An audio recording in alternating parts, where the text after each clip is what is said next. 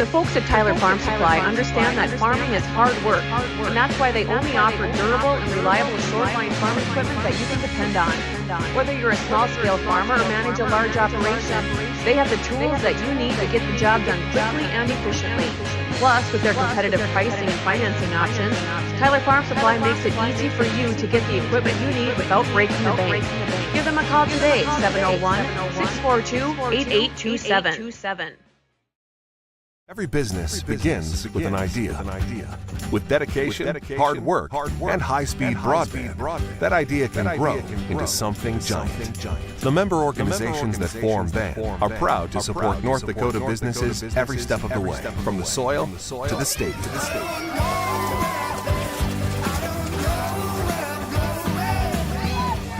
The Broadband Association of North Dakota, helping North Dakotans grow bright ideas into big business. There is no off-season for greatness. You do what it takes to stay in the game. And so do we. Our commitment is to keep you moving forward. Essentia Health, Orthopedics, and Sports Medicine. Like nowhere else. Wahpeton Deli. Abby Johnson with the home run, just about to stray away center field.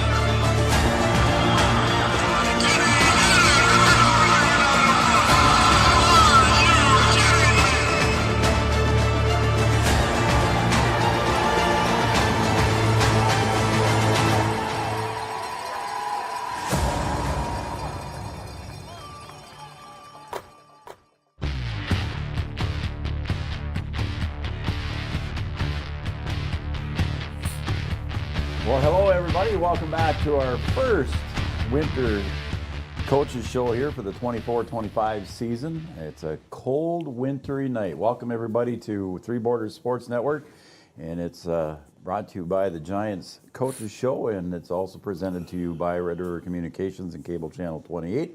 Thanks for those of you tuning in on Channel 28. I'm Joe Schreiner, and the man behind the curtain over there is B-Dub, Brian Watson. You almost broke it. I almost did. I think it's because he's back in that chair. Yeah. Is what the issue is. We had everything settled down. I still hear that noise though. Do you? I do. But I think it's because he's sitting in that chair. The black cloud. He just is. He's just a dark cloud. So, but it's good to have him back. We'll say that. It's good to have him back. And we had him on for the golf season, and good to see Jeff Ralph back. Jeff, welcome back, and welcome back to the Coaches Show. And glad to see you're here. You had, after the golf season, you had a knee surgery, and you kind of came in limping a little bit, but how are you doing? Yeah, it's getting there. I mean, it's about a 6-month process, so I got a long ways to go yet, but I don't know, I'm at about 2 months right now, and if I concentrate, I can walk without limping, so that's good, but I probably still look like him. Yeah, I was going to say, you just saw him gimping on the sidelines all the time, too, so you guys will look pretty good together. Let's not be silly now. Okay. Well, it's true. I mean, he has a Phil Jackson chair. He's got it in his office. Yep. Are you going to pull that thing out for the game? You know I am.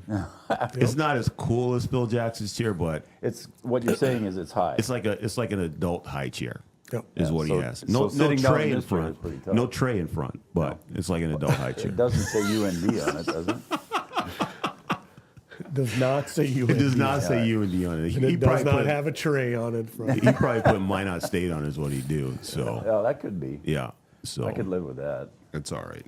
I could live with that. Well, anyway, Jeff, we're glad to see you up and about, and you won't be doing any stomping on the sidelines like Brian does sometimes, but I'm sure you'll be along the sidelines cheering on the boys and doing the coaching job that you normally do. So welcome back again, and glad to have you. So 24, what number season is this for you before I get started?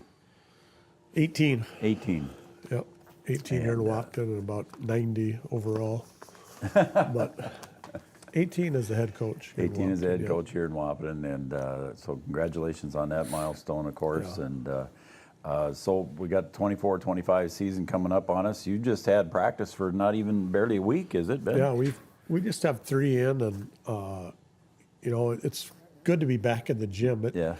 The football team had such a great season. Yeah. And they, sometimes, I would never wish ill will on any of our teams, but sometimes when football goes long, it's like, man alive, we're not going to hardly have open gym before. And this year is one of those years where the calendar kind of flipped, where we're late, so we're into December before we start. And I think we got a lot of open gym in. We got a lot of, just getting to play and get back at it. And I honestly couldn't have been happier with all those football kids. I mean, had such a great season, Wasn't it? Yeah. They lose that tough one to Red River on Friday night, and Monday after school here they all are at open gym. They were there. I mean, that says a lot about the kind of kids those kids are, and the kind of dedication and loyalty to the Huskies, not just basketball, but to the Huskies. And I told the seniors that. I said, that really means a lot to us. Yeah. Coach Kamey and I and Coach Joer and Casey and Lundsetter, that you guys came. You made the effort right away.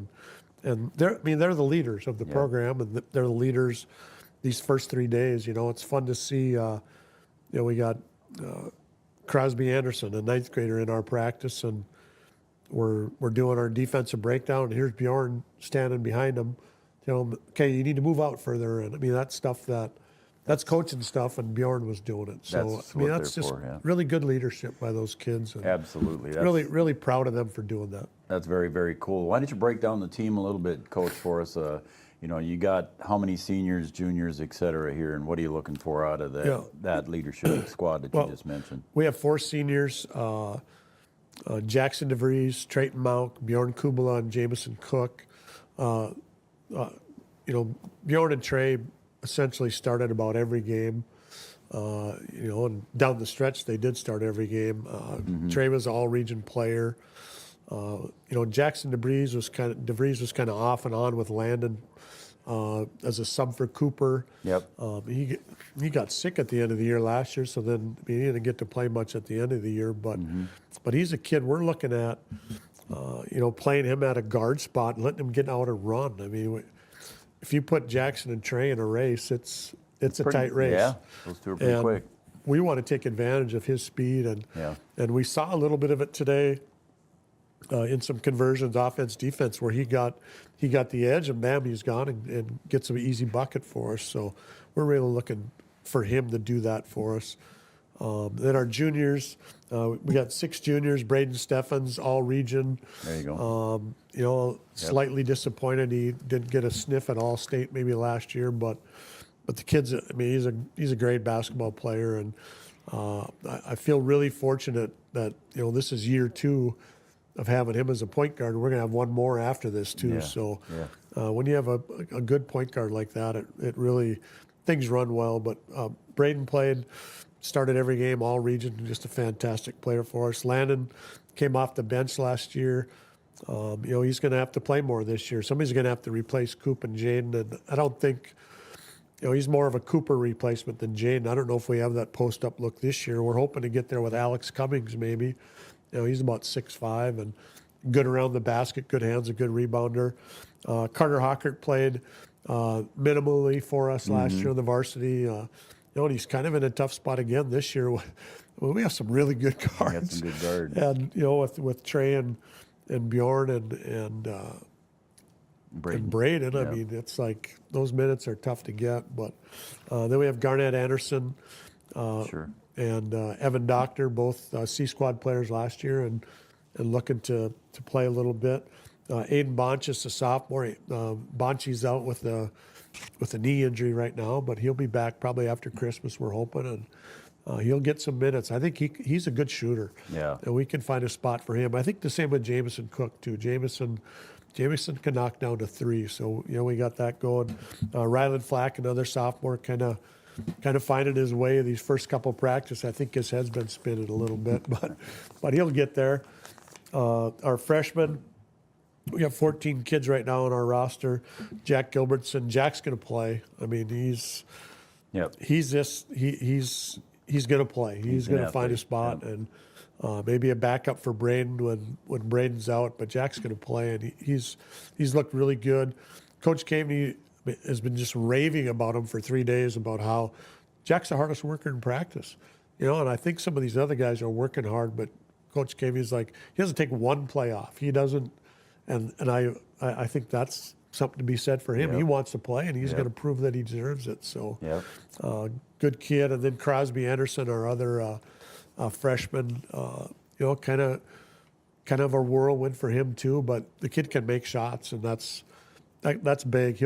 We'll teach him how to play D and how to do some other stuff. But that'll come. He's open. He's making shots, and that's really good to see. One of the things you mentioned through there, you were going to replace Coop and Jaden both there. You've got probably your biggest player, like you said, Alex Cummings, and then also you got Landon up there. I think Landon's about 6'3"? 6'2", 6'2", 6'3" on the roster. Somewhere in there. Okay. So, I mean, Watson was 6'5" on the roster, probably.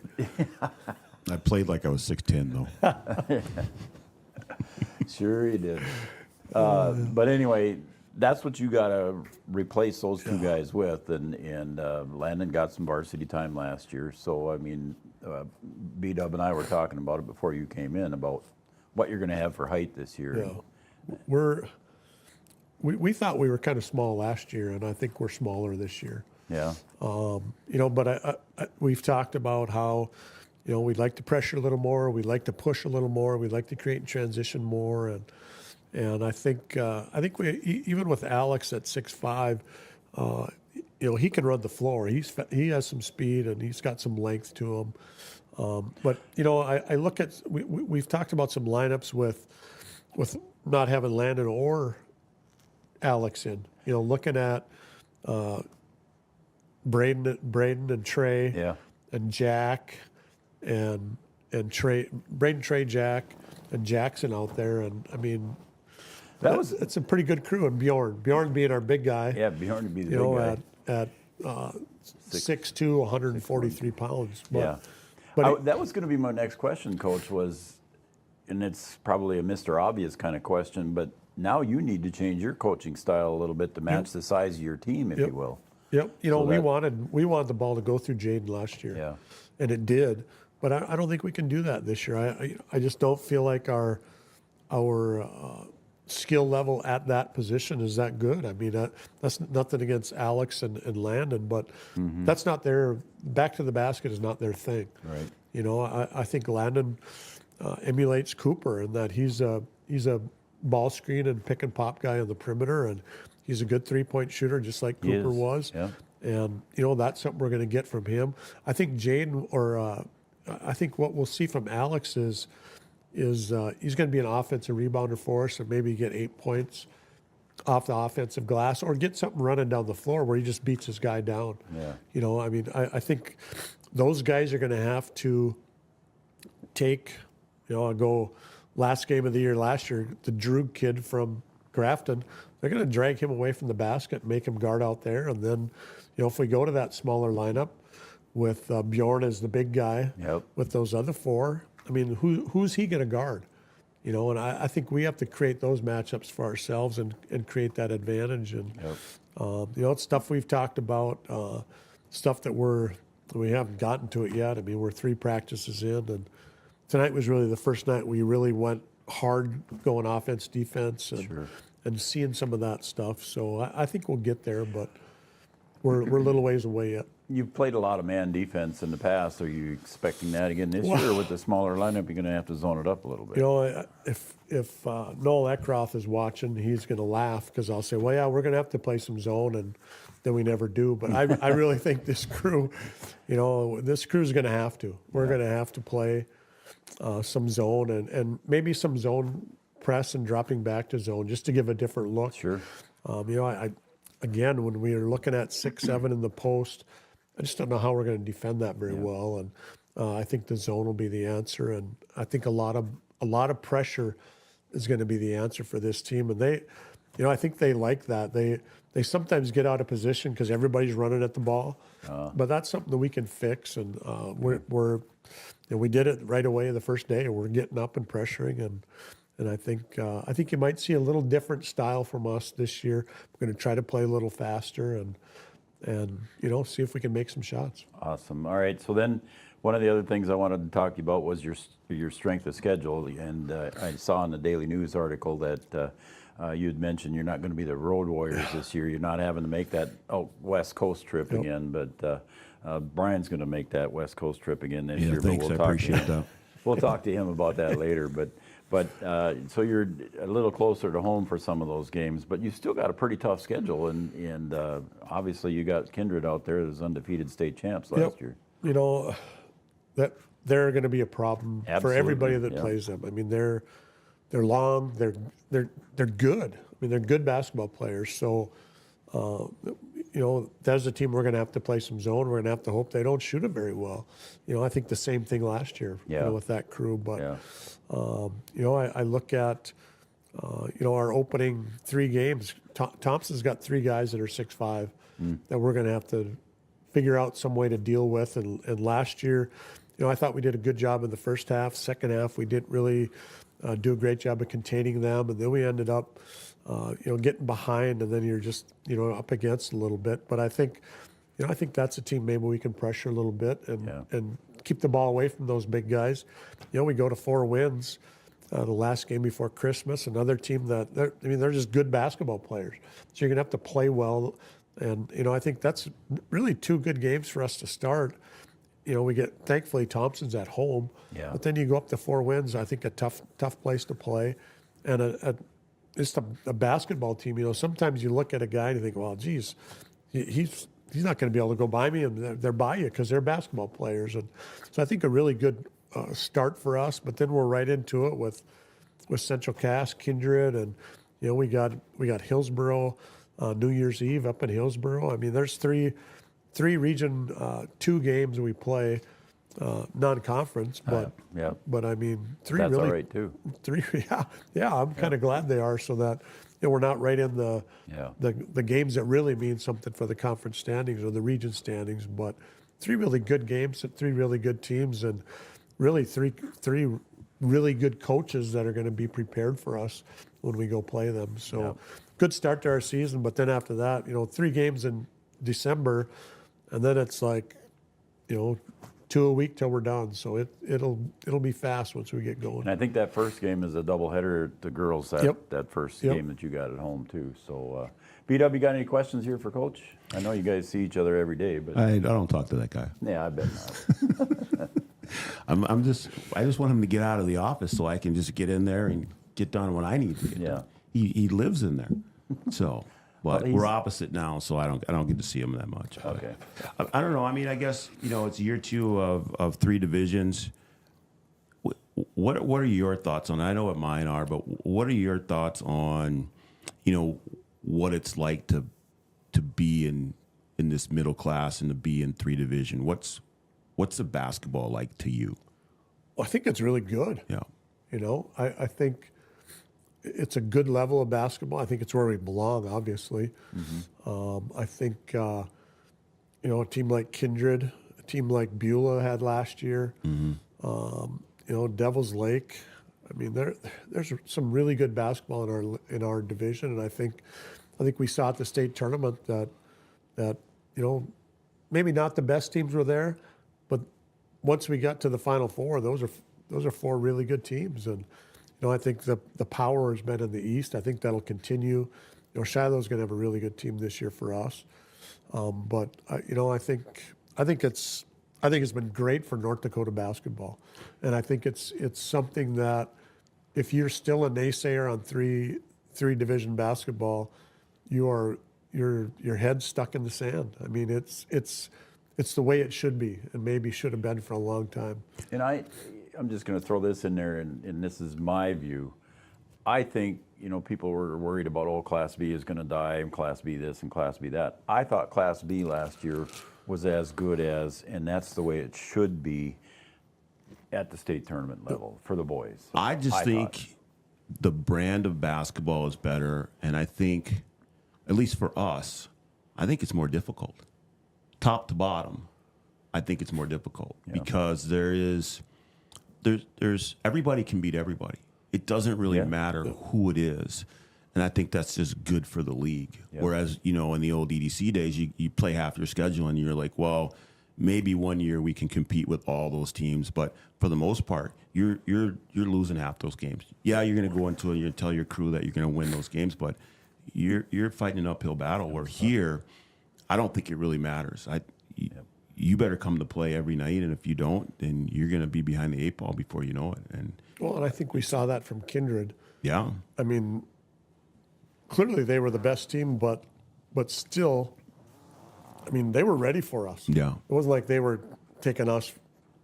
Nobody's taking us for lightly. granted. Everybody's coming after us. You can't take anybody lightly Right. because, I mean, you'll find out. I think last year of our Lisbon game before Christmas, we weren't ready to play them. Yeah. You know, we came off a nice win over 4 wins without, a dangless 4 wins, Right. which is Yeah. a different team. But I don't think we're ready to play maybe mentally for Lisbon, and it's a 6-point game, and we play them later in the year and we blow them out. But I think it's great for basketball. And going back to the Class B thing, all those teams in that tournament, the vast majority of them would not have even made it in the state tournament. Made it to the state tournament. Exactly. Right. West Hope wins the state tournament. There's no way that happens if Yeah. there's 2 divisions of basketball. Right. So I think stuff like that, for an old Class B kid who, we had 40 kids in high school, state tournament like West Hope, that's something else. And congratulations to them. But I think it's better for basketball everywhere. And Yeah, I think you're returning Class B to Class B the way think that so. that it should be. Yep. Grace is even shaking her head back there agreeing. There with we us, go. so there you go. We like it. All right, we're going to give you a free coffee or a free drink of your right. choice out there at Caribou Coffee out at the Southern Valley Travel Center, courtesy of Emily and the girls out there. Awesome. So have a moving free up. drink, whether it's hot or cold. I'll go out there and get one. That's a cool. A hot drink, because it is freezing. It's cold outside. It's cold. Yeah, it's cold outside. It is Jeff freezing. Ralph, head coach of the Wahpeton Huskies boys basketball squad. Do you want to come in next week? Talk Sure. about anything? Yeah, I'll think of something to talk about. Okay. All right. Maybe we can talk about the girls a watch and see what they should have done. Here we go. you go. Here, it's going to You can start do already. It's going to start already. You can interview him. How about that? there we I go. won't answer any questions from that guy. All right, Jeff Ralph, head coach of the Huskies boys basketball squad. We got Grace Brent sitting in the wings. DW Storm gymnastics coach coming up next. Jeff, thanks again. Thanks. We'll be right back.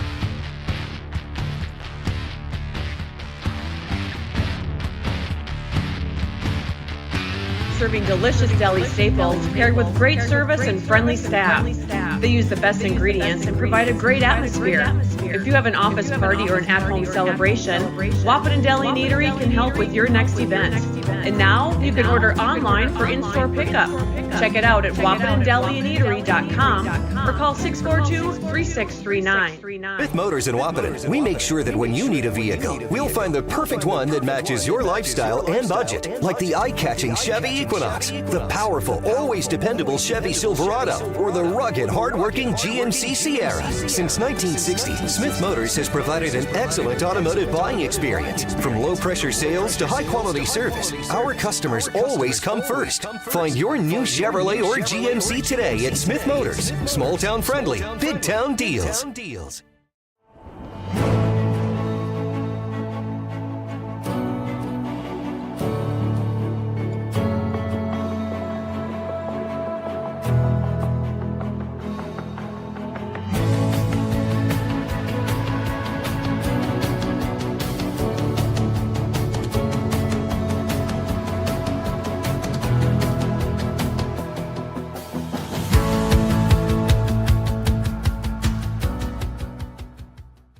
Hey there! So we have 30 seconds to tell you why you should be a member of FCCU. First Community Credit Union, member owned. But aren't all financials member owned? Nope, they're not. Many have stockholders that drive decisions. As a credit union, we put our members first. As a matter of fact, That means all the money that we make cha-ching. gets reinvested back to you, our member owners. So come see why. Life is better with community at First Community Credit Union.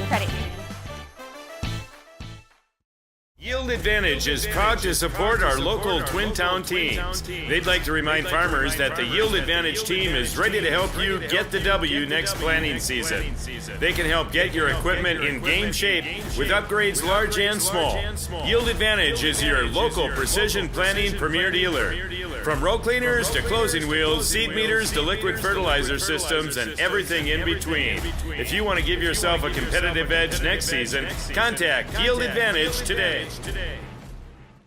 A local insurance team ready to serve you. American Family Insurance, Miller and Associates, providing home, auto, life, farm, and business insurance. As residents of your community, they understand how important it is to be there for you, their trusted friends and neighbors. Together, they're building strong partnerships that help everyone succeed. American Family Insurance, Miller and Associates, a proud supporter of high school athletics. And we hope to see you at American Family Insurance, Miller and Associates.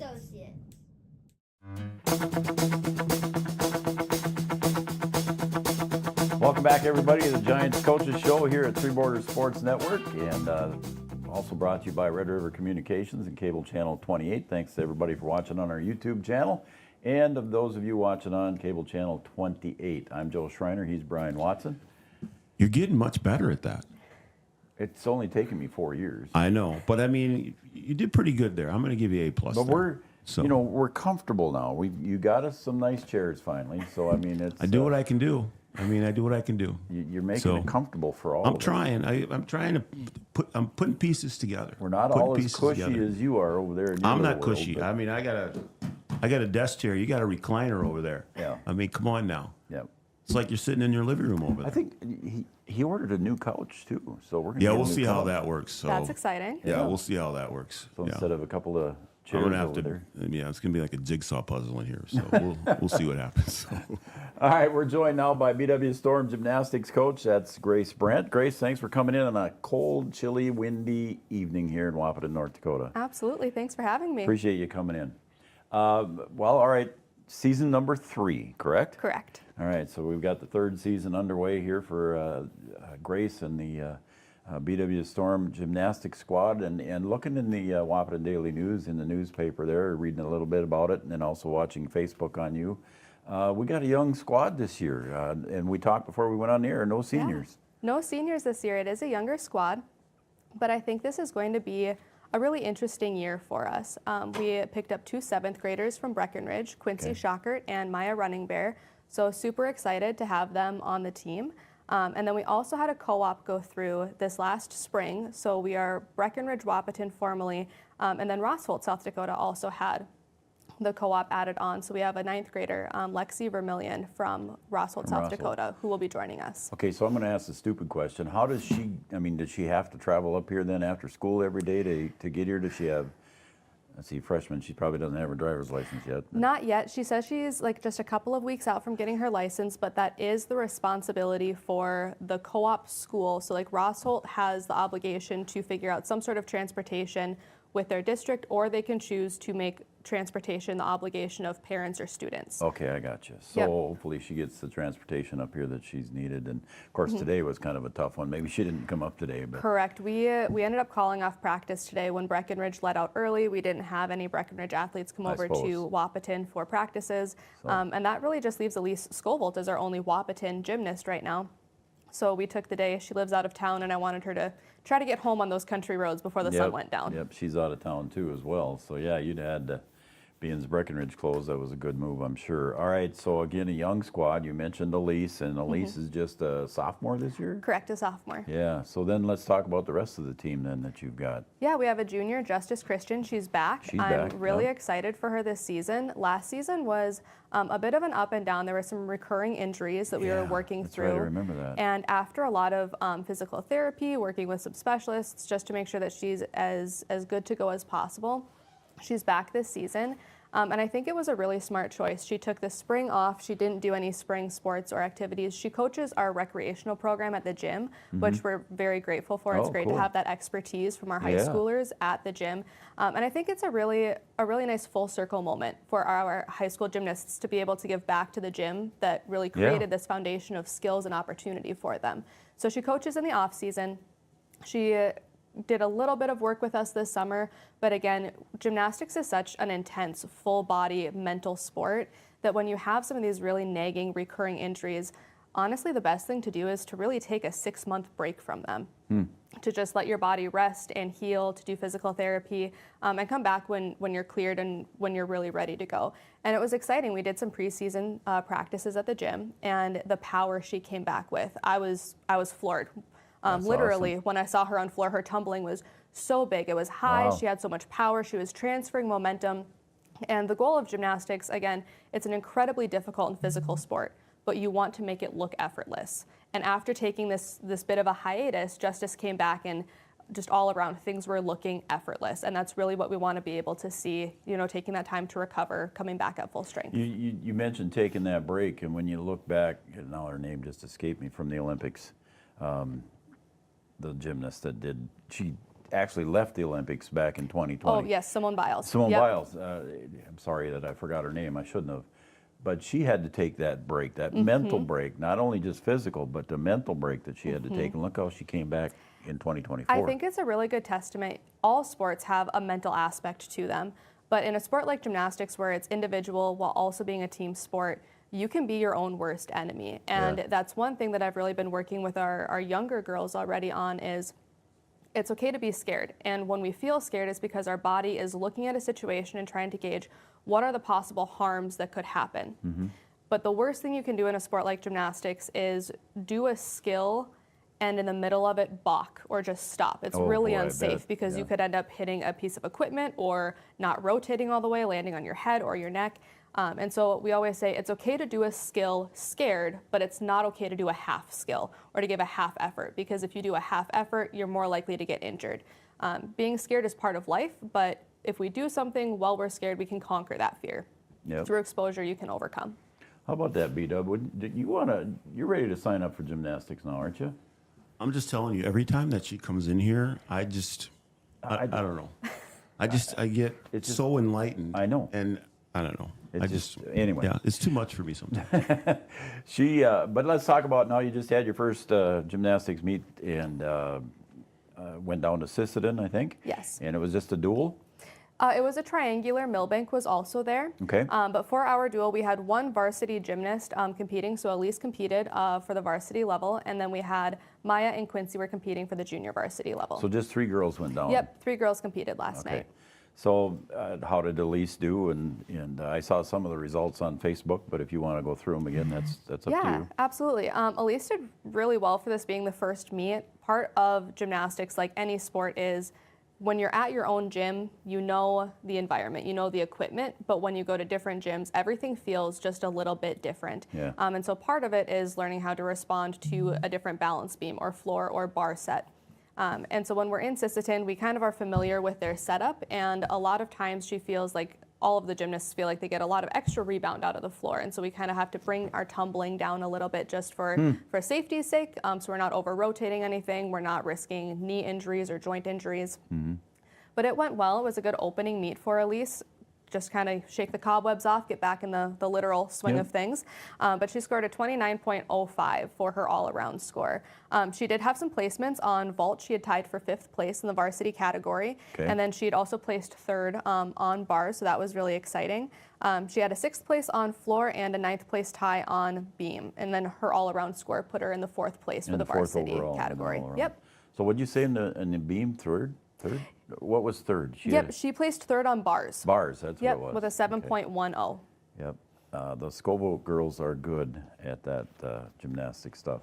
Okay, so now you've got a couple of younger ones that are on the junior varsity and happy with the results there. Were they happy? Were they nervous? Were they ready to go?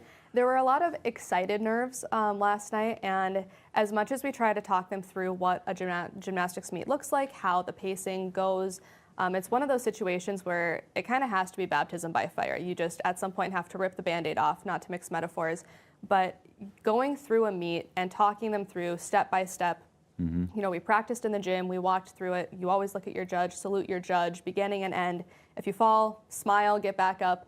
But they had a really, really great time last night, and honestly, I told them, like, you're going to get scores, but we're not very concerned about your scores at this point. Neither of you have ever done competitive gymnastics before. And so this is about gaining experience and getting feedback. We all have to start somewhere. And even if those scores are 1s, 2s, or 3s, we can only get better from Yeah, here. And so yeah. looking to get feedback. We don't know what we need to grow or work Wow, on until we yeah. get that feedback from the judges. How do you approach this now? Because you just have one varsity or two varsity competitors. Are you looking to, or maybe I'm trying to jump the gun here a little bit, and maybe you don't want to talk about it, and if you don't, just say so. But are you looking to eventually bring those two up to the varsity level and trying to compete at the varsity level in the future? It would be ideal. That's our long-term plan. Lexi Vermillion from Rossholt, she would be a varsity all-around competitor as well. She has the skills. Like I said before we went on air, Lexi has competed in the Three Rivers Gymnastics competitive program. Sure. She did excel through USAG. And so she has skills to be able to compete vault, bars, beam, and floor, and they're varsity level skills. She's on vacation until Saturday, so we won't see her at Sisseton or Dickinson. But next week at Jamestown, we're really excited to have her on the varsity roster as well. But for both Quincy and Maya, once they're more familiar with meets and the rotations, with all of the areas of competition, I think there could be a real possibility that by January, mid-January, we see them moving up to the varsity roster. Okay. All right, well, that's good. And it sounds like you got a busy schedule coming up here even next week. You go Friday to Dickinson, I think you said? Yep, Friday we travel to Dickinson and we compete out there. And then next week, Tuesday, we're in Jamestown. The week following, we have our home meet on Tuesday. We are in a duel against Fargo. And then Thursday, December 19th, we have a home duel again against Sisseton. And then we're already to winter break. It feels like we're at a dead sprint to winter break at this point. So the 17th of December is your first home meet? Correct, yep, Okay. that Tuesday. All right, so fans, you can come out and watch there too if you don't want to make some of those long road trips out to Dickinson and or Jamestown. So. Correct.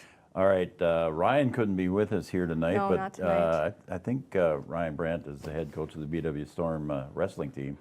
And they had a victory last night too. I think they went to Barnesville. They did. They traveled to Barnesville, and it was a really good duel. They ended up winning 40-34. There were some really key pins with Riley and Jordan Kappas. Chase Marsh had a really good pin. They battled hard, and I think it was a good duel for them to kind of start their season with, to get acclimated. They have a really well-balanced roster this season, I feel like. They have 5 seniors. It looked like they had 4 7th graders. And there are always kids that it seems like kind of pop up out of the woodwork partway through the season and join too, which has been a really exciting opportunity for the boys wrestling team this season already. Luke Anderson, who's a junior, made the switch from boys basketball to wrestling. He did youth wrestling up until 5th or 6th grade, and he's made the transition over to boys wrestling. And he's a very physical force to be reckoned with. Absolutely. He's tall, he is strong, and I know the wrestling staff is really excited to have him on the team this season, and he's really proved himself so far. How about that, B-Dub? We can talk to her about what are we asking Ryan to come in? What's going on here? She's probably going to talk about cowboy basketball here pretty soon. Jordan won't even need to come on. She comes in here and now she's talking about wrestling. I'm like, hey, Does she do the roster? I think she should. She should just do my segment and she could talk about girls basketball too, and then we'll have everything covered. Well, Grace, So, it's been a pleasure how about as that? always. You got anything else you want to add? Come see us at the home meets. It's a flippin' good time, as the girls say. Oh, we're get fairly that? entertaining. And we are really excited. That Tuesday duel, we have the Three Rivers Gymnastics show team back up and running this year. They've been at things like Chalk Fest. I think they're signed up to do one of the Border Battle halftime shows. They'll be at a couple of Good. Breckenridge basketball games, Wapaton basketball games How this about season. that? Yeah, so they'll be at our home meet on Tuesday. It's a great group of elementary and middle school girls. They've been working on their routines for a couple of months now. It's a 10-minute acro show, but they're pretty fun to watch. How about that? Even during the Border Battle games. It'll be Did you know good. that? I saw it on our. Well, I was you'll be in going. the I was locker going room. through our schedule today, and I did see it at one of our games, not the We'll Border make Battle sure game, we but have another that one of our during games. our broadcast. We'll cover It'll that. be good. Be real good. During the broadcast. Yeah. All right, Grace, we want to thank you for coming in and to say thank you, Emily and the crew out there at Southern Valley Travel Center, out the Wapaton Cenex out there. I'm going to give you a free coffee and or whatever your drink of choice is out there, and then we'll give one to Ryan too, Awesome. because you Thank covered you it so for much. him too. So Happy to do so. all right, that's Grace Brandt, BW Storm wrestling. Well, she could be an assistant coach. Could be. Yeah. Gymnastics head coach, 3rd season, and good luck to you guys out in Dickinson on Friday, and we'll see you next Wednesday, hopefully. Thank you. We appreciate it. All right, Grace Brandt. We got Jordan Christensen sitting in the wings. We'll be right back on Three Borders Sports Network right after this.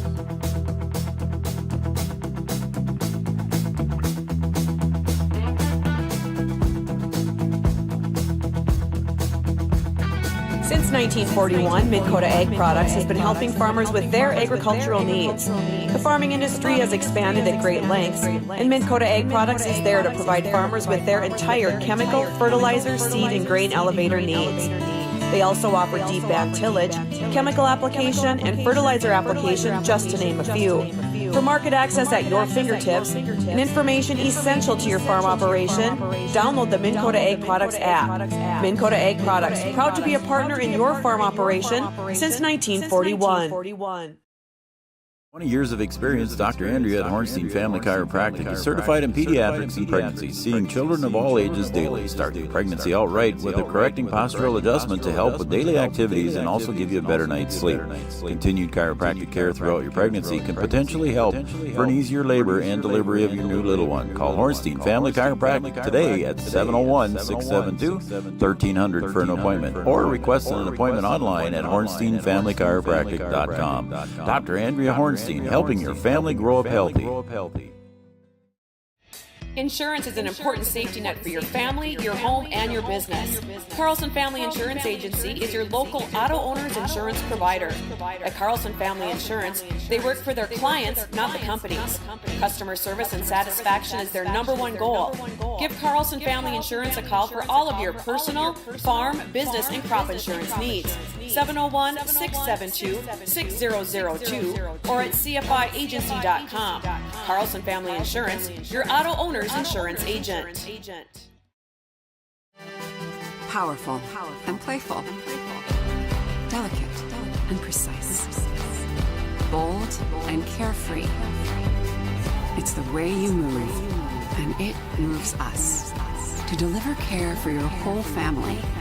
To provide options beyond the expected. To help you leave pain in the past and find your way forward. Orthopedics and sports medicine at Sanford Health. Health lives here.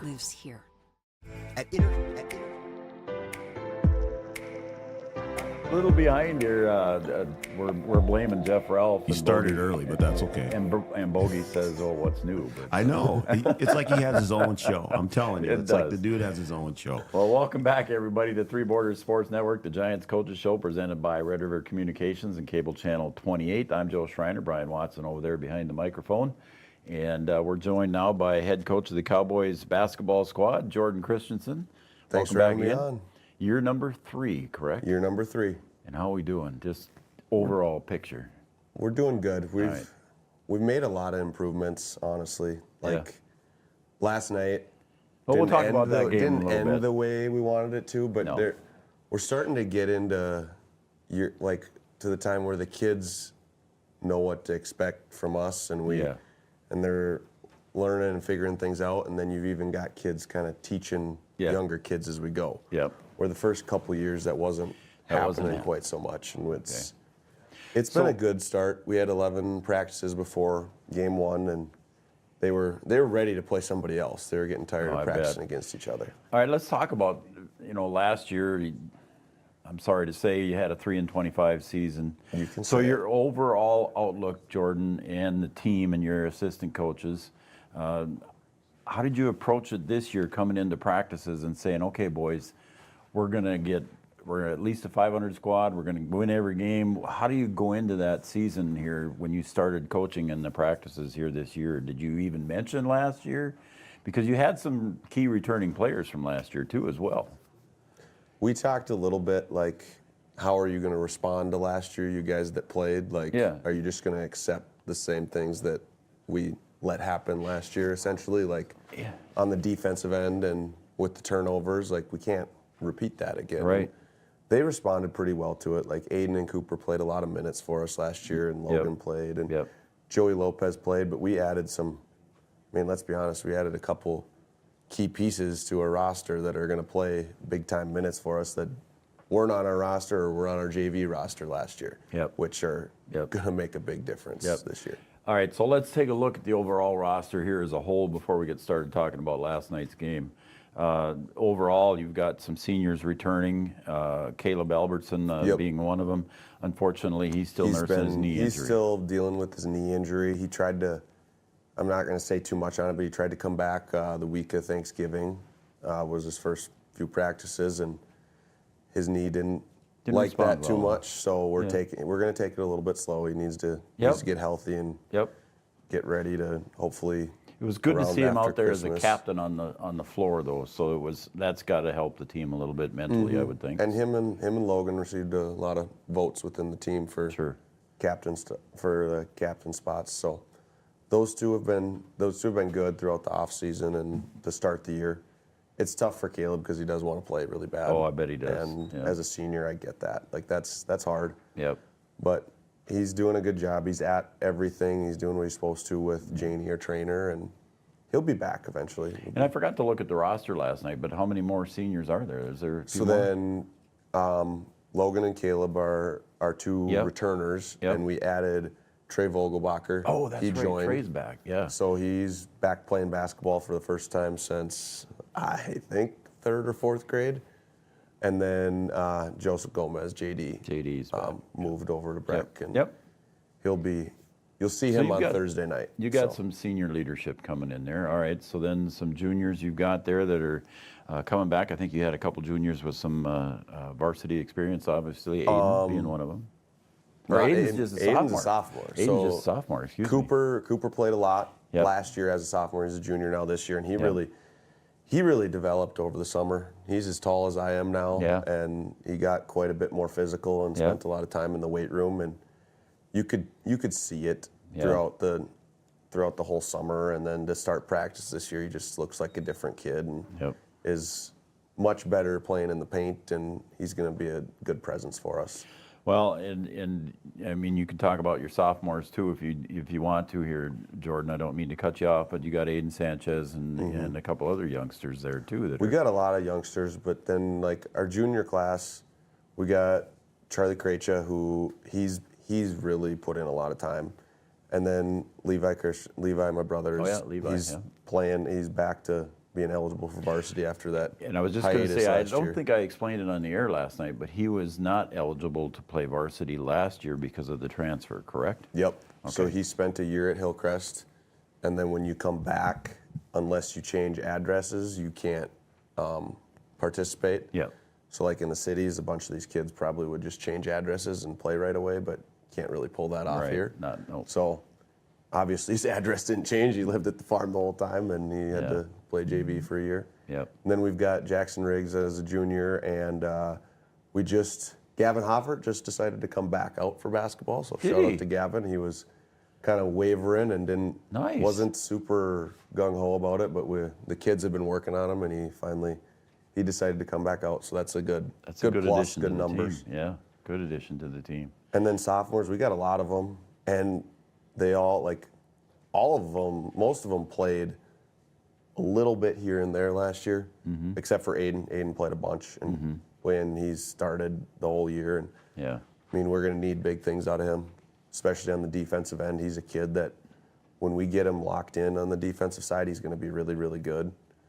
But that's so lengthy. He's so long and athletic, and when he's focused, he's really, really good on that end. Yep. And we just need to keep that for a full, probably get him to play 30 minutes instead of 36 like last year. It'll help him a little bit, stay a little fresh. Yep.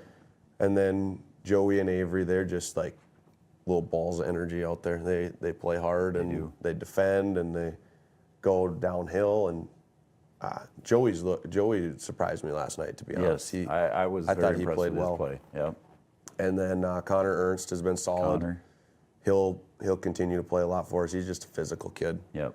Kind of a guard, but a kid that he's a guard, but he's really not. He played on the offensive line this year, didn't he? For the football squad. It's just like. But then he's bringing the ball up last night. I mean, he rebounds like he's a 4-5, and then got skills to play guard. So it's he's a good one. And then Chase Kruger's on the varsity roster too as a sophomore. Okay. And then the one other Hunter Bogenreef is on varsity, and he's a backup big. He's about 6'4" and pretty bouncy. So if we ever get in deep foul trouble. All right. So let's talk about the squad last night. Again, it was a tough loss there against Norman County East. Ulen hit it all 64-62. Just heads up for the fans. Stay tuned after the show. We're going to have a play from that game will be our Comdale Innovation Play of the Week. So, really? So we'll have a play on there for that. But I want to. It was a different squad, Jordan. I thought. I thought it was a different squad last night than it was last year, is what I'm trying to say. I don't know if that came out right, but I mean, I think your turnovers were down. They were. They were. That's okay. I don't know what your shooting percentage was. Were you happy with those kinds of things, with your stats when you looked at them? Obviously, you weren't happy with the loss, but honestly, our turnovers and our 3-point percentage, I'm not going to complain about that. Okay. Like I thought, our turnovers, the problem with those was they were ones, and this is I talked to Coach Frederickson a bunch after games, on the day after games, and we both were like, the ones that we made were bad turnovers. At the wrong time, they were at the wrong time. Yep. Trying to throw it through people or just throwing lazy passes, and if we cut those out and get shots on those possessions, it's probably a different ball game, and it's things that are fixable. Yep. And then second half, we finally took the lid off the basket for the three ball, and we had some guys hit some, and Charlie Krejci came up huge down the stretch and hit 3 big threes, and we know he can. Like this summer, he's showing it. He's streaky. He had one this summer. He had like a 24-point game for us, just shooting the rock. And he's a kid who's put his time in. Like he's one who's seen a guy like Damon Smith shoot a bunch of shots in the off season, and then he gets his opportunities to shoot in games, and we're gonna trust you and let him fly. I think what was big about his, and we mentioned it on the air, I think Noel even said it, is that he made 2 from that same spot. Then he missed a couple, but he was not afraid to shoot that third one and tie it up. That was big. That was huge for you guys at that time. The guts and taking that one and just Okay, I want to talk about Cooper and I want to talk about Levi in the middle, but I'm going to skip right to the end here. But we're going to come back to Cooper and Levi. I'm going to skip right to the end. When the shot was made by Charlie, I believe there was 22 seconds left, something like that. Mm-hmm. You had a timeout, and I think Ted had 4. Had 3 or 4. He had 4. Were you surprised he didn't call a timeout there? Yeah, I was wishing he would have, honestly. So then I could have told my guys, you don't need to go guard at the half-court line and pressure them with 5 seconds left and then get blown by, and it's like. And that's exactly what happened. And that's what happened, and we could have set up our defense. And honestly, he's like that. I know Ted decently well, and he's going to let his kids play and let kids play through things. And even last year, he didn't call hardly any timeouts when we went up there, and that's just how he is. When there was 22 seconds left, I even made a comment on the air, and I'm going to bring Brian into this conversation too, because he and I talked about it before we went on air tonight. I made the comment that, is Ted going to call a timeout? But I said on the air, his arms are folded. I don't think he's calling one. No, he was never going to. And Brian, now I'm going to bring you in. You said you would not do the same thing. He was right where he wanted to be. Yeah. They had the ball. You have the ball. You're either going to go in overtime or you're going to win the game. Point blank. You want to take the very last shot. And like he said, that's why you don't call timeout, because what did he say? He wanted to set up his defense. To set up my defense. He wanted to set up his defense. He wanted to be able to tell his kids what to do, and that's why you're not going to call timeout there. You're gonna let it play out. Just going to let it go. And I wouldn't have taken timeout. I would let it go. Yeah. I got a question for you, B-Dub. Yeah. Would you take one after Charlie? Right after Charlie made that 3. To set up your defense, or would you let it play? That one I'm going through in my head. I was just going to ask you that question. That's a tough one. If I have 2, I think maybe I do. If I have 1, I don't think I do, because you don't know when they're going to score. Yep. And you want that extra one in your pocket so that if they do leave 3 seconds on the clock or whatever, now you got a timeout and you can figure out what you want to do. I don't think I do with 1. With 2, I think I probably do. Yeah. He and I talked about your situation too. That was my predicament. We had 1, and it's like, well. And that's why I hate burning timeouts. I hate burning timeouts if I don't have to, because I want to save them. I want to be like Ewan Harrell. I want to have 4 in my pocket if I need them. You know, he can use them if he wants to. But yeah, to come down to that situation, you only have one left.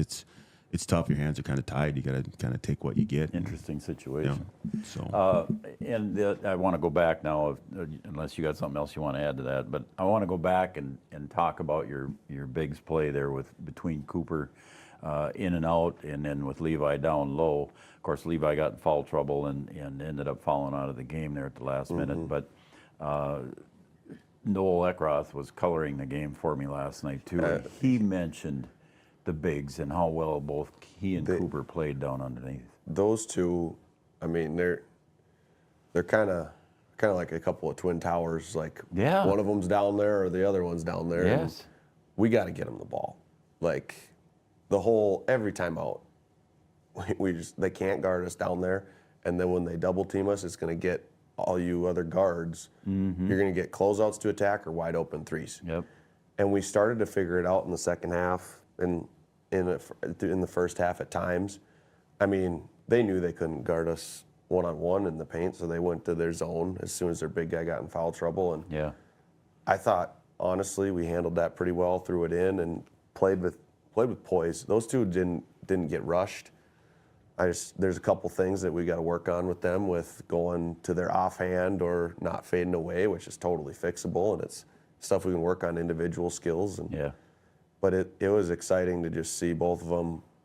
I mean, I think 17 and 11 for Levi and 16 and 9 for Cooper. Yep. Like two bigs scoring 35 and having 20 rebounds together, or 30, more than that. But it's just it's fun. I think it's going to be a fun year for the Cowboy basketball squad for the boys. I do. I'm excited for it. I mean, it's the kids are excited, and that one honestly, it kind of stings because that was one we were like real excited for, and I think if we have a full roster, that's a different story. Yeah. That's tough. We gotta get those guys back and keep them back. Or a couple turnovers that shouldn't have happened. The turnover bug bit us at bad times, but really the stretch that lost us the game is we were up 37-31. Yep.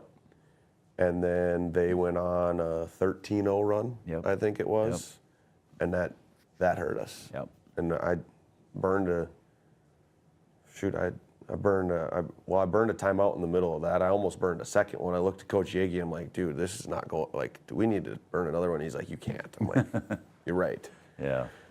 But I mean, for our kids to like have that deflating 13-0 run and then battle back and tie it up, I am proud of them on that one. That was huge.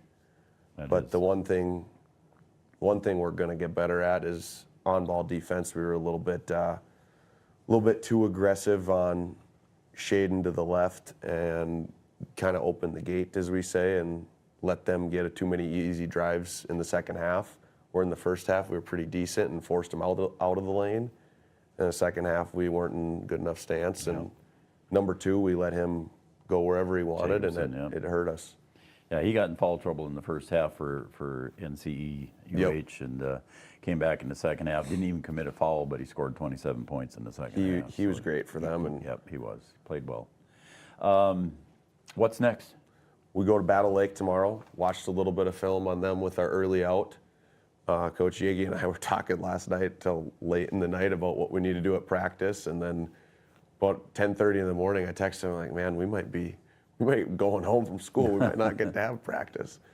And then turns out we called school off at 1 and didn't get to practice, but the guys got a little bit of rest, and I mean, Battle Lake should be a fun one tomorrow. Travel to Battle Lake, yeah. They return a number of guys too, but they lose their stud. You said next Tuesday you're at home? Next Tuesday we're at home, and I believe the gymnastics people are. The show team is coming on Tuesday. I thought that's what Coach Frederickson and I talked about today. Tuesday is Perm. Yeah. I had to look there and make sure. As I'll be doing that game, I think you guys got a game on Tuesday, don't you? You got Kindred. We got Kindred on Tuesday. So Brian won't be there, but I'll be there, man. Mm-hmm. And then, well, congratulations again, Coach. I think it's going to be a good year. And I'm excited. Yep. That it's a different feeling. Yep. In the gym and just around the team, and we're we're going to be pretty competitive this year, and it's going to be a lot of fun. And It's going to be fun Cowboy basketball. Yep. I believe that, and it's going to be fun to watch you. Southern Valley Travel Center, Wahpeton Cenex out there. Get a free Caribou drink out there of your choice, hot or cold, and stop and see Emily and the crew out there and enjoy that. Awesome. Thank you. All right, Jordan Christensen, head coach of the Cowboys basketball squad. Waiting patiently out there is Tony Bogenreef, head coach of the Cowgirls basketball squad. They've got some fun things to talk about, and that'll come up next right here on Three Borders Sports Network. When challenging conditions arise, we don't back down. We up our game. We outpace the competition. Keep you ahead of adversity.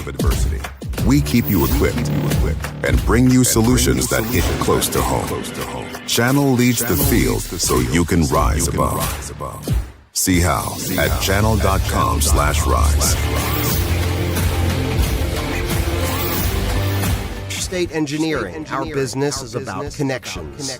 We connect people to water, communities to counties, and counties to the rest of the world.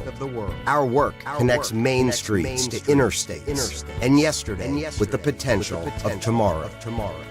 With over 40 years of connecting, our experience and expertise are thanks to the clients we have earned, the trust we have built, and the connections we have made. Interstate Engineering, the professionals you need, the people you trust. Getting you back to what you love. We are Optimum Rehab. For over a decade, Dr. Tony Eggeman has provided physical therapy services for the people of Wahpeton, Breckenridge, and surrounding communities.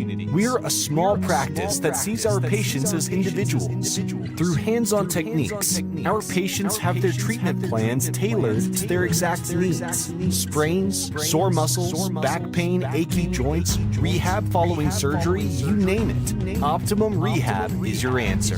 When you need exceptional physical therapy, you need Optimum Rehab. Comdell Innovation is now hiring production technicians for a variety of shifts with opportunities to make $20 or more per hour. Work in a clean, climate-controlled facility. Second shift, 4 10-hour days, every weekend off, 3:30 p.m. to 2 a.m., and 4-crew rotation, straight days, 7 a.m. to 7 p.m., or straight nights, 7 p.m. to 7 a.m. Apply in person or online at ComdellInnovation.com. Comdell Innovation of Wahpeton, an employee-owned company. Since 1987, Red River Valley and Western Railroad has served North Dakota and Minnesota with over 500 miles of track. Red River Valley and Western handles shipping, freight car repair, storage options, and now transload services. With over 30 years of experience in the railroad industry, they know dependable service is what you strive for. Red River Valley and Western is proud to be a part of the community since 1987. No matter what time of year, a farmer's relationship with Red River Grain Hefty Seed never changes. Red River Grain Hefty Seed works shoulder to shoulder with area farmers to attain the highest possible profit for you. Red River Grain Hefty Seed has been saving farmers money for years.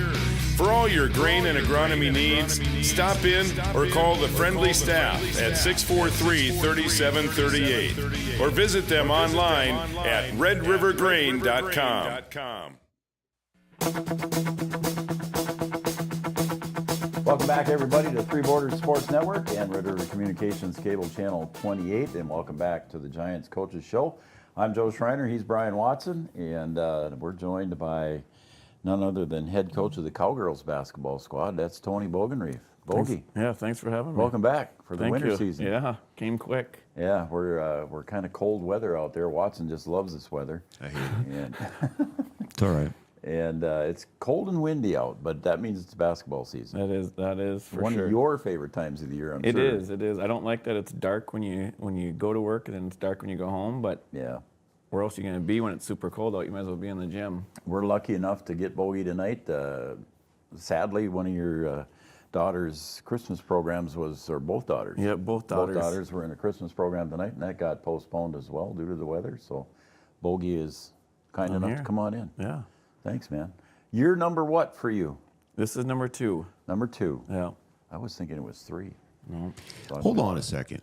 Seriously, it's only number 2? It is. Last year is, but been on staff for a while. Right. Yeah. How many years were you on staff? Was it 5? As girls, right? 1 before I was over with you. Yeah. And then 2 with you, 5, and then before that, it was boys basketball. I can't remember how many years for that. Wow. Long time. Yeah. You're not that old. You've been coaching longer than me. Possibly. Yeah. You're 13, 14. Starting 15. Starting I 15. think that's about where I am too. Wow. A couple of old geezers. Yeah. Come on now. Let's not go there now. Let's not go there. Okay, Bogey. So last year we had no seniors, if I remember correctly. No right? seniors. Yeah. I've got 2 seniors this year. And that's Aaron and Sydney. Yeah. So 2 seniors that should be able to lead the way for you. Yeah, and they did a good job last night. I know we'll probably get into the Yeah, games, we'll get into that. they showed some senior leadership last night. Good. And then you got some powerhouse juniors available too to you? We do. As of right now, we have one. Well, we'll talk about the other one. Yeah, one healthy. But yeah, we got a good junior class. In Parker Yagi. Yeah. Yep. And then let's talk about the other junior that Jonica comes back and from a serious knee injury, and unfortunately she suffers another injury, I guess. Yeah, and it's kind of weird. She just started having some pain in her ankle. And not a specific time that she did it, huh? No, she doesn't know exactly how she did it or when it happened. But she's really been in a lot of pain. She hurts to even walk on it. So she was out last night, fought through it the game before. But yeah, just can't figure it out. I heard rumors she was in a boot. Is that true? She was in a boot yesterday. Okay. She was supposed to go in today to have it looked at, but the roads were so bad. Oh, sure. So they stayed back, and she's going in tomorrow. So hopefully some good news tomorrow for her. Best of get well soon, John. Yeah. All right, and then we got some youngsters on the squad too, sophomores. We do. Some freshmen, 8th grader. Yeah. So how about that? We have 4 sophomores on the roster and 2 8th graders. No freshmen in our program. No freshmen in the program. No. Wow. Not even on B or C. Nothing. Huh? Wow. All right. That was one of the concerns when we talked to you during the volleyball season, Bogey, is the concern about numbers. Do you have enough then for your varsity squad and a junior varsity squad? You're covered there. We're playing both. Our junior high kids are getting spread a little thin right now. They're playing a junior high season, which is shortened compared to the JV season, and then they're turning around and playing JV as well. That'll be up until Christmas break, and then it'll just be JV for them. Oh, okay. So it'll probably be nice. Right now they're busy, but it's nice to have them fill in and to get those JV games in. And there's other teams too that are in the same situation. They're either playing no JV until after Christmas or just one half, and I feel like we're getting the most out of our kids by playing the full game. And speaking of that, just for the fans that are watching too, for the Cowgirl fans, you mentioned that some teams are just playing one half. Yep. And that's what's happening on Friday night, correct? Correct, yep. So Friday night will be start at 6 o'clock, JV like normal, but they'll only play one half, and then varsity will start right after that. So we might be starting early on Friday. Yeah, we will be. So unless there's like 8 overtimes or something like that. Yeah, well, okay, it might happen. You never know, I guess. But so yeah, Friday night, folks, don't forget it might be an early start on Friday night. So right now, hey man, 3-1. Girls are playing off to a good start. Yep, a lot of them are stepping up, and we talked about Jonica missing, and we didn't know what to expect and how our rotations were going to work, but it ended up working out for us. So you go back, and we don't need to spend a lot of time on it because it was that far ago. I know B-Dub made the call. I was out of town. B-Dub made the call on it. He and Noel were there. A nice win for you over Perham, a nice HOL win over Perham on your first game there, I think. And Jonica came back strong. You were pretty happy with the results. I know she had like 17 points and had a nice game. She did. She came out and hit that first 3, and we talked about it that night about how it just kind of released that pressure off her. And then she kind of played freely the rest of the game, and it opened up things for everybody else. Yeah. And I think we just had a complete game together. And whenever you can play a complete game against Perham, it's a good thing. We haven't, I think it was 4 years prior that we had gotten our last win against them. Wow. So that's they had, cool. they had their post that's been dominating the conference for, seems like forever.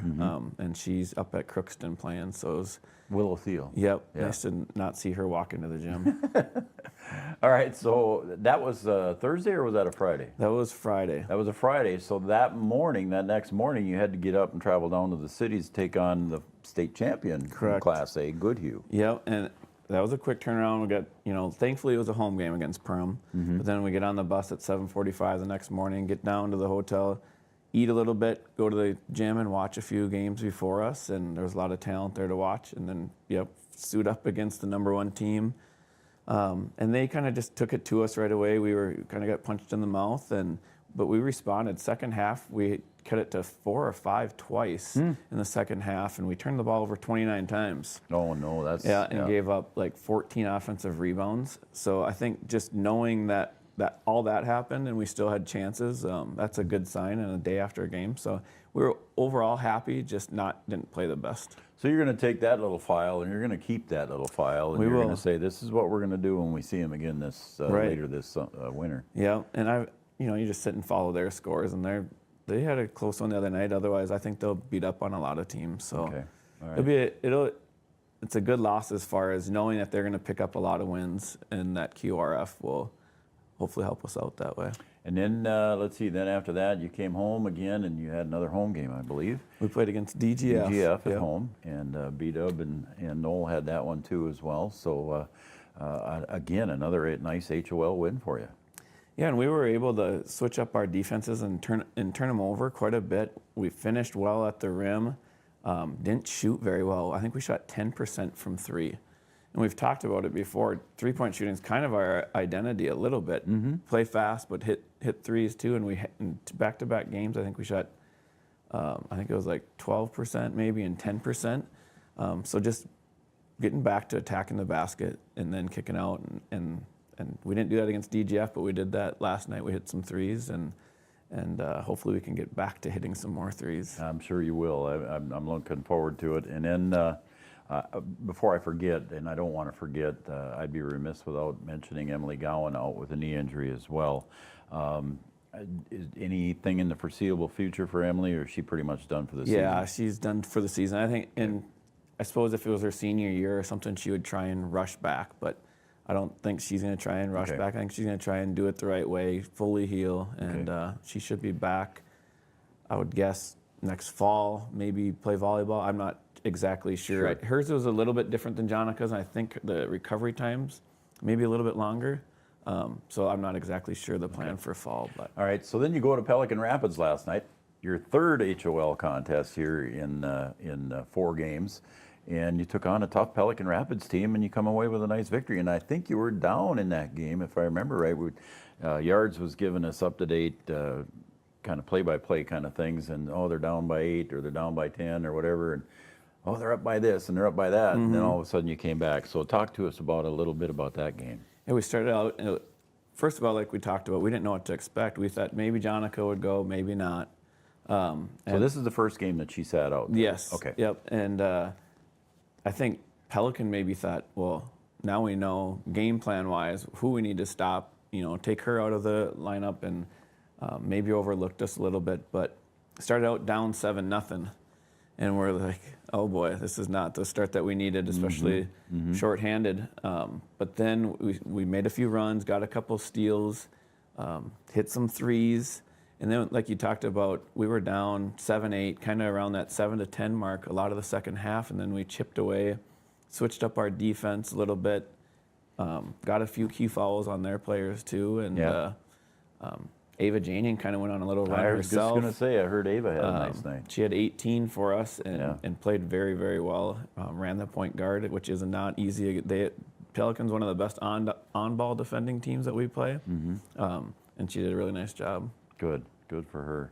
So a nice win for the Cowgirls last night in Pelican, and what's next for the Cowgirls? We have the game, like you mentioned, on Friday against Norman County East Ulan Hitterdal, and like you said, JV will play one half, and then varsity. I am planning on Jonica not playing, so we'll probably go into that one same game plan as we did against Pelican, and hopefully get a win there. And then we have a week off, and then we play Frazee at home. Okay. So next Friday. So next week you're off. Yeah, until so a full week until we play. You've had a busy schedule. We have. And if I'm wrong, correct me, obviously, but I think Norman County East, Ulen Hitterdal is your first 6A game. That's correct. The rest Yep. has all been AA so far. Goodhue is Oh, single A. Goodhue Yep. is AA. Yep, Yep. that's or single A. Excuse me. Yep. All right. I think that's about it that I got. B-Dub, you got anything else for Coach? I don't know, not really. I mean, it's gonna be maybe. I know you don't want to play without Jonica, but it might be good for you to play without her for a little bit. We did for a full year. What do you? Well, I know that, but I mean, you expected to get her back, and then you don't have Emily. Right. I mean, that kind of changes things for you, but it makes some of those other girls who maybe wouldn't play a big role have to step up and score some points, like Janie. I mean, I know she can score, but Right. you know, that changes her mindset of what she has to do. And for an 8th grader to be able to pick up some of that slack now, you know. And going off of that too, Anna Spear has not just last night. She's played well. But yeah, She's even played if she's not in the scoring column, which she's had a game of 10, and last night she had 7. Where if she catches at the 3-point line, you think that thing's going in when it leaves her hands. Yeah. But she's getting her hands on a lot of deflections and stuff, and she's come a long ways and really given us good minutes. And then Colin Hout, the other 8th grader on the roster last night, stepped in and didn't get a ton of minutes, but you know, provided minutes that we absolutely needed. And she got a rebound and a putback too that kind of, I think, broke Pelican's back. That was kind of the one that tipped the scales, and it was a big basket for us. So she stepped into a big role last night too. Those are minutes that I'm talking about, Yeah. where Yeah, you get yeah. a girl in like that who maybe wouldn't play in that game or wouldn't play very much, and now they're in there in crunch time where they have to produce, and they get those good minutes. Those minutes pay off later in the season, because you'd rather have her in that situation, whether she does well or does bad, she's going to figure it out. And then now you know later down when you have Jonica back, oh, hey, we can plug her in here. We know that she can handle a couple minutes Right. here, and we'll get some production out of Yep. it. So it's good quality minutes. I think it's, and you know, it sucks to have a player out, but there's benefit to it if you can get some girls in there. Yep. And it's hard losing Jonica as she's a kind of a coach on the court too. And talking about our senior leadership, Erin only had 2 points last night, and that's where people look at the box score and see, well, she must not have played very well. She was super locked in. She came to the bench a few times, and we need to run this, or they're doing this to us, and that doesn't always happen. It's a lot of times Jonica or another player that's doing that, and Erin, I thought, really stepped up big in that sort of role last night. So it was good to see her play like that too.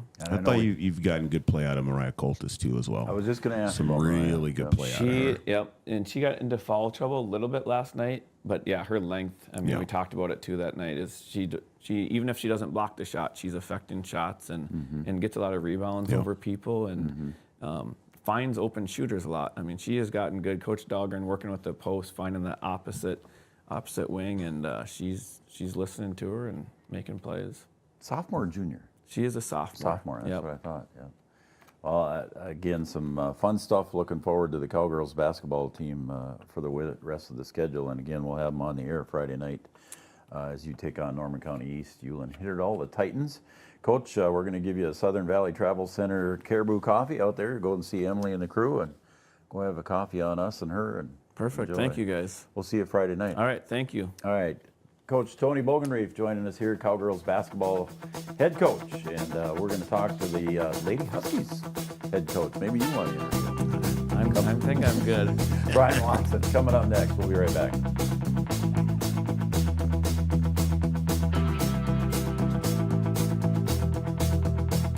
At the Amanda Frederick State Farm Agency, we do our best to make insurance a little less insurancy for you. Hi, this is Amanda, your local State Farm agent. You've probably seen our team out and about volunteering in the community, participating in local events, and just doing our all-around best to support and encourage a healthy, vibrant community. Stop into our office sometime and find out why we've been consistently voted best insurance agency in the Valley and why State Farm has been a trusted household name in insurance for 100 years. We hope to meet you soon. At OSPTI, our focus is on each individual's therapy needs, whether it be for speech, occupational, or physical therapy services. I'm Becky, a physical therapist at OSPTI, and I love being able to provide that personal care to each person that we see with clinics in Breckenridge, Hankinson, and Fergus Falls. You don't have to travel very far from home. From infants to athletes to adults, you can request OSPTI to meet your therapy goals. Any bank can tell you they have a rock-solid commitment to agriculture. Bell can prove it. To this day, every Bell Bank branch is partially built with rocks we've picked from our founder's farm. But our roots in ag have grown more than a few offices. They've shaped who we are and formed our entire approach to banking. Let us prove it to you as you grow your farm and prepare your legacy for the next generation.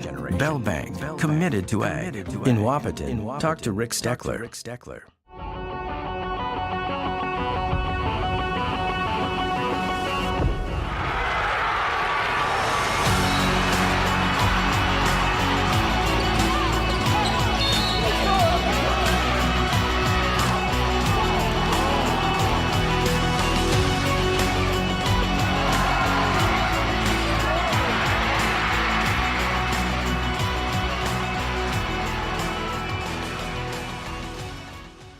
Is your athlete suffering from an ankle sprain or a hit to the head? Did you know that a chiropractic adjustment can decrease ankle swelling by half and get your athlete back to their sport quicker?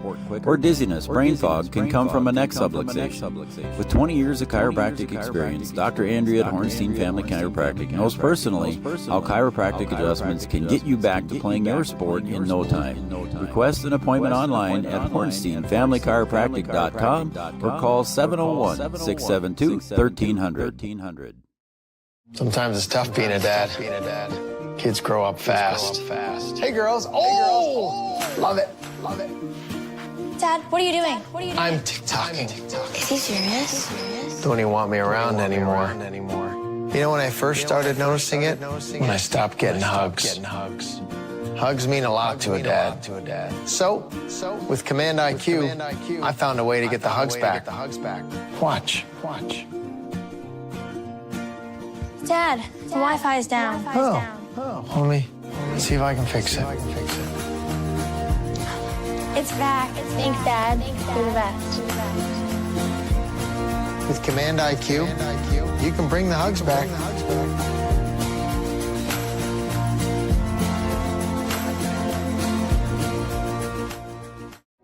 No matter the time of year, there's never a bad time to get your ride sparkling at All Seasons Car Wash.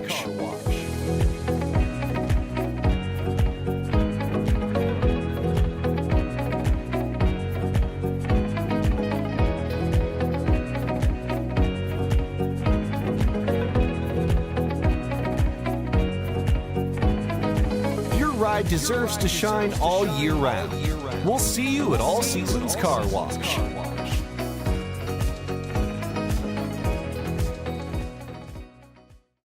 Lucky for us, life is full of choices, big and small. They define us, make us who we are. And when it comes time for you to choose a car, home, your next big adventure, or start a new business, Farmers Union Insurance has the variety of coverage options to protect each perfect moment. Farmers Union Insurance. Contact your local Farmers Union Insurance agent today. The folks at Tyler Farm Supply understand that farming is hard work, and that's why they only offer durable and reliable short-line farm equipment that you can depend on. Whether you're a small-scale farmer or manage a large operation, they have the tools that you need to get the job done quickly and efficiently. Plus, with their competitive pricing and financing options, Tyler Farm Supply makes it easy for you to get the equipment you need without breaking the bank. Give them a call today, 701-642-8827.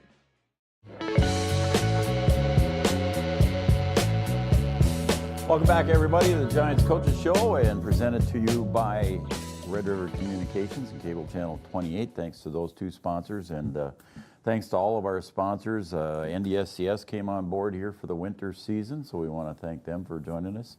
All of our other sponsors, including Gripper Sports, downtown Wahpeton, right on Dakota Avenue, Comdale Innovation, our Play of the Week, and we will have a Play of the Week here at the end of the show, so stick with us. We kind of gave a little bit of hint. It was coming up here and letting everybody know what's going on. But I want to thank all of our sponsors, and please tell them thank you too as well. Farmers Union Insurance right next door to our studio here. Kyle's been with us since day one. OSPTI been with us since day one. All of our sponsors, I want to thank everybody. Channel Seeds, Matt Bone, Country Financial, Casey Formanek. Thank you, everybody. Just goes on and on. I could sit here for 10 minutes and talk about all of our great sponsors. But we have a long list, so we we appreciate it all. To our head coach of the Lady Huskies, and that's B-Dub Brian Watson, my partner in crime here at Three Borders Sports Network. But his day job, well, let's careful now. Yeah, I was going to say your day job is somewhere else. I got a couple jobs.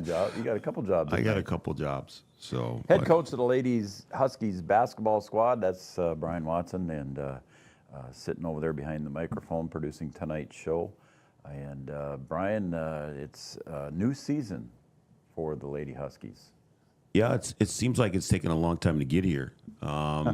You know, and then we you know, with the change in the divisions, we have a lot of upfront practice time that we didn't have before, just because our schedule was done for 2 years and we weren't able to get some games early. Like there's already Division A teams that have played this week. South Prairie played last night, so we have to wait until Friday. But you know, we're off to a pretty good start in practice, and hopefully we're ready to play come Friday. Talk about the team as a whole here, Brian, as we did with everybody else tonight. You know, you've got some seniors returning, some seniors that started way back when for you as 8th graders, and unfortunately one of them's got a knee injury, so she's not able to play. So let's talk about your seniors first of all. Yeah, we've got some seniors that have quite a bit of varsity experience. Latea Luneberg, she's been out. She missed all of last season with a knee injury, and then unfortunately re-injured her knee last spring, and she's working to get back. And we don't know if we're going to be able to see her on the floor, but that's, you know, a starter who we're missing, who's been starting since 8th grade. Of course, Scout Woods, who's been starting since 8th grade as well. And then we're also have Olivia Hansen, who's been in our varsity practice since 8th grade, but she's out with an injury too, and a re-injured her knee. And she's working to get back. And both those girls that are out right now are going to be tested here in December. And then we'll see, you know, what the doctors say. And hopefully we'll be able to get one or both back on the floor pretty quick as far as the seniors that are out. Okay. And then we have, like I said, Scout. And then we have Hallie Miller, who was all-region last year. All-region also, yeah. Yep. And Julia Lopez-Lee, who rounds out our seniors for us. So we have a pretty solid senior crew. It'd be nice to get them all on the floor. But certainly nice to have 2 all-region players in your senior class. As in Scout and Hallie. Yep. So they both had great years last year. Scout was all-state as well. Yep. So, you know, Scout's one of the top returners in the state, and everybody's going to be, you know, focused on her. But I think we have some other pieces that might, you know, allow Scout to do some different things than she has in the past, where we don't have to maybe lean on her so much, and hopefully we can have some other girls step up and take some of that off. Well, let's talk about some of those underclassmen that you've got there that should help, and then we'll talk about your first games coming up this weekend. Well, we've got some juniors that might see some time on the floor, and I think one player who could be a difference maker depending on how things go for us is Claire Langewalter. You know, she's been in varsity practice for a little bit. She's found herself on the varsity floor a little bit last year too. But I think, you know, with some of the things that she does, she can shoot the ball. And I think if she comes out on the floor and plays with confidence, I think we could get some of that 3-point shooting that we need. Yeah. It's an area where we need to improve. And I think that Claire could possibly step up and be a difference maker for us out of that junior class. Yeah. Then we also have, other starters that we have back. Sienna Fobb started for us a lot last year. She's going to be a sophomore. And Sienna's going to play in the post for us, and we're looking for some good things out of her in the post. And you know, we have to take those girls who spent time on the floor last year, kind of learning their way, and you know, being in the lineup for the first time or seeing a lot of minutes or whatever, and see if they can take that experience and now turn it to something good here in their second year. And I think Sienna's one of those girls that could do that. We saw her playing volleyball this fall here too, and I know something that you like to see as a coach is her jumping ability, and she can get up on the net. So you'd sure like to see that underneath the basket, trying to put the ball up or take the ball down and take it away. I like to see that athleticism. You know, it's something that you don't see sometimes. You see girls do things that you want them to do on the basketball floor. Yep. And we've had a few times in basketball where I ask for certain volleyball things in order to translate to get what I want. And, Sienna's one of those girls where she's played volleyball and I can, say some things to her and then we can get the result that we want. So. And are there other underclassmen you want to mention here before we Well, move on? we can keep going. I mean, Claire Woods is going to be a freshman. She played some minutes for us as an 8th grader. Gives us some size inside, between Sienna and Claire. We go Sienna, Claire, Scout, Hallie. We can put a fairly big lineup on the floor. That may dictate what we do defensively. Yeah. But we have the ability to maybe put some size on the floor. I think that's good for us. And then we have some other players who have spent some time on the floor, played well later in the season for us in the region tournament. Cambry Mount had a really nice region tournament. She did. So she's a sophomore that I think can step in and give us some good minutes. And then we've got some younger girls who are freshmen who we're just going to have to see what we get out of them and maybe kind of throw them into the fire a little bit sooner than later. Somebody like Gracie Falk, who's a freshman, played a little bit last year towards the end of the season for us. We put her in there just to kind of see, what it would look like and did fairly well. But, we've got some younger guards that are really quick, and Gracie's one of them, and we think that we can get some play out of her. Taylor Mount's another one, another freshman who knows, she's really, really quick, kind of like her brother. Yeah. And does a lot of good things out there on the floor. And, there may be situations where we want to maybe press or maybe try and get up and down the floor. And we can put somebody like Taylor on the floor and see what we get. And then we've also have Julia Dolman, who's a freshman, and Ella Langenwalter, who's a freshman. So we have some girls who, they're in our practice. We just don't know how the pieces are going to fit together, and it might be one of those deals where we just kind of throw girls out there and say, okay, let's see what this girl can do in this situation and see what kind of result we get. Kind of like what Bogey said. Yeah. He's fortunate where, not fortunate, but he had an injury. Now he's able to throw an 8th grader in there and just to kind of see what he's going to get. If it doesn't work, okay, we'll take her out, we'll correct, and then we'll give her another opportunity. But to get someone on the floor to have them produce, you never know. The sooner the better, and we'll just try and roll with it. So, and then the only one that I'm leaving out, I think, here in our juniors is Emma Hornstein, another junior for us, and then also Maddie Learkamp, players who are in our varsity practice too as well. So we'll just have to kind of see where we are and roll with it. All right. So then you're starting out the year now here with a pretty tough game out west. You're making a trip up toward the Minot area, and you're taking on the number 2 team from the state tournament last year in Class A. And the preseason polls, I believe, have them ranked number 1. They are number 1, and we're going to play in the Shootout on the Prairie is what it's called. It'll be our second year playing in that. And just kind of put our schedule in perspective, we play the number 1 team from last year, state champion, state runner-up, 3rd place team, 4th place team, and the 7th place team.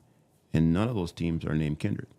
So put that in perspective, okay? None of those teams are named Kindred. And, we didn't beat Kindred last year. None of those teams are named Four Winds. Four Winds is going to be pretty good. Valley, we beat them once. They beat us twice. So our region and our schedule is pretty good, but we start off with the team that finished second in state last year, and they are preseason number 1, and rightfully so. Yep. They have everybody back. They have 2 really good players in Scotty Beck and Rutledge. I can't remember her first name now off the top of my head, but they are really good. And they're just kind of a team that has all the pieces, and we played them last year, and I said after we played them, I go, that's a team that might play for a state championship, and they were. You told me that. And and again, we come back to these 3 classes, and we have South Prairie on our schedule last year, and people are like, well, where's that school at? And I'm like, well, we're gonna find out pretty quick where that school is, and how good some of these teams are. And our schedule this year is just tough, so we're gonna go out there and see if we can put it together. We played fairly well early in that game, and then those first game, things started to pop up where we got tired and we turned the ball over, and You know, we just weren't ready for a real game where they were on their third game. Yeah. And they'll be on their third game again when we play them. They played last night, they play tomorrow, and then they play us, and then they turn around and play Thompson on Saturday. So they have a lot of games in a short period of time, and they have all the pieces, and we're going to have to play a really good basketball game in order to come out on top. So South Prairie Max on Friday, and then you stay up there, and then head over to Stanley. We'll stay in Minot. We'll play. There's 2 games in the shootout. Games there. So we'll play. We play Stanley that second game, and we were able to get a win against them last year, and they played last night and they won. So their season is off to a good start. So you know, it's just a different season. You know, we've got to try and get off to a good start if we can, and see if we can get rolling. The varsity will play, and the JV will play in the shootout. So both varsity and JV get to play. So it's a long way to go, but I think it's a good way to start the season when we've been stuck, in the old EDC, and we get to play some games that are against good teams. Don't mean anything in our region, So for us, we go out there and play well. And even if we don't come out with the win, I'll exchange that for a win later, because we know if we see South Prairie again, it's going to be at the state tournament. Sure. All right, and then you come back on Tuesday, I believe the 10th, to take on Kindred. So that'll be your first region game. Again, 3 tough teams to start with, and Kindred, one of those 3.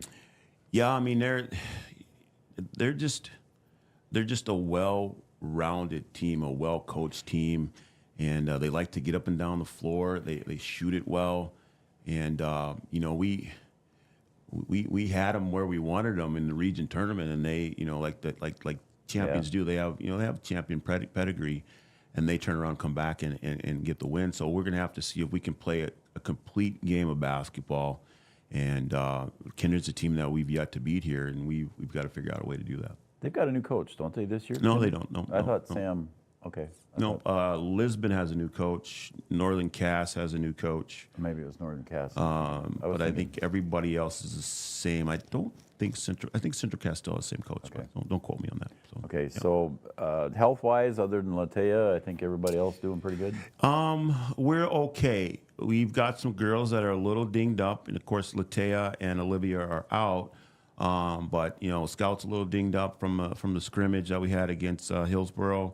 Let's see, Emma Hornstein's a little dinged up, and Ella Langenwalter also is a little dinged up. So we hope that we can, between today and tomorrow, we can get everybody healthy, and then when we go out to Minot, we can put everybody on the floor, whether that's in the varsity game and in a JV game, and kind of see where we are, see how we're going to mix these girls together, and see what we have. Yep. All right. Who's your assistant coaches this year? I forgot to ask. Well, same crew, of course. It's not Lake and Brewer anymore. It is not Lake and Brewer anymore. Finally, I could say Coach Brewer, and only one person will turn around.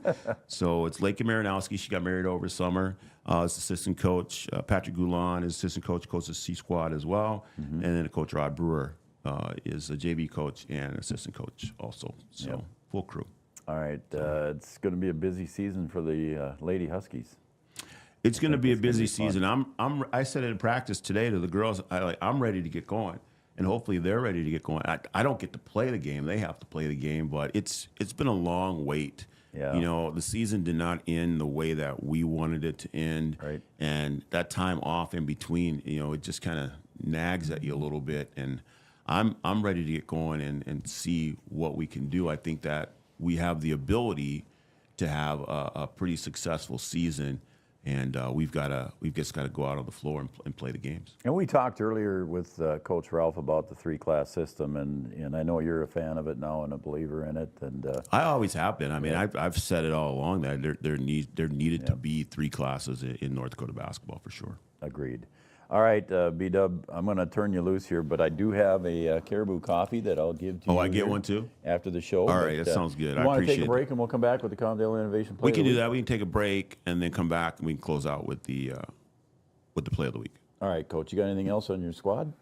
I should probably mention my managers too, because they do a lot of work for us. Okay, Jesse Shear-Lehman is one of our managers. He's been a manager for a couple of years, and then we have some former players who are managers: Madeline Graves, Ella Graves, and Marley Klein are going to manage for us this year. Oh, so cool. we appreciate everything that they do. And, you know, they're part of our team, part of our family, and we need those guys in order to be successful. Absolutely. So we appreciate it. You've always got good ones. All right, we're going to take a break. We'll come back with the Comdale Innovation Play of the Week right after this.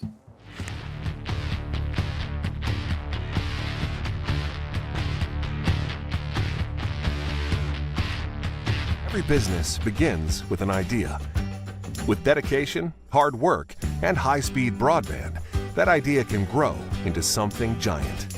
The member organizations that form BAND are proud to support North Dakota businesses every step of the way, from the soil to the stadium.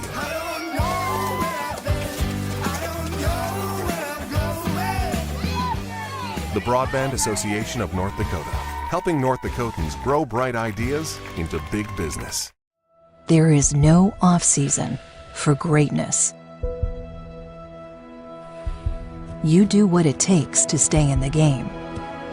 And so do we. Our commitment is to keep you moving forward. Essentia Health Orthopedics and Sports Medicine. Like nowhere else. Wahpeton Deli and Eatery, serving delicious deli staples paired with great service and friendly staff. They use the best ingredients and provide a great atmosphere. If you have an office party or an at-home celebration, Wahpeton Deli and Eatery can help with your next event. And now you can order online for in-store pickup. Check it out at wahpetondeliandeatery.com or call 642-3639. Smith Motors in Wahpeton.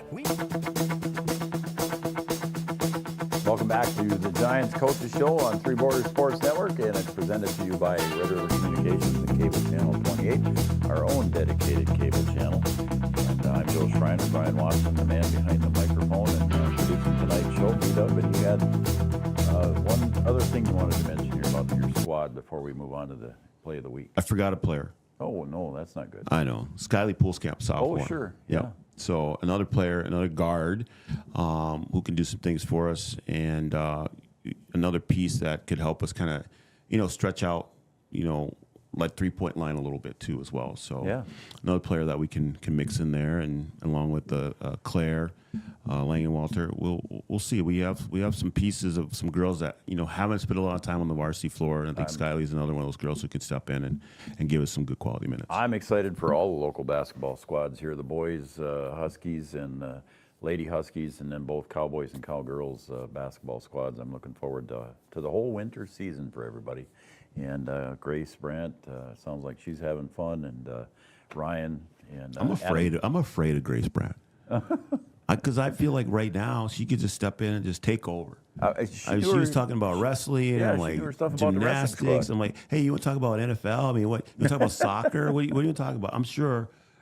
I'm just afraid. That's all I can say. She's good. And then also Adam Wertzema unable to make it tonight, and the boys hockey squad having a pretty good season. They got to win early. They're looking pretty good. I think, and they're finally coming together there. So Adam Wertzema and the Blades, he was unable to make it tonight. But anyway, that's going to bring us to a close, and I got to say hi to Sir James Watson. And, you better get that in. He's been asking me for the last 3 weeks when we're going to have a coaches show. Oh, I suppose. So he's been anxiously awaiting. He has. He'll say, let me know. I'm like, oh, you were just down there not too long ago to see him. I was down there, yeah.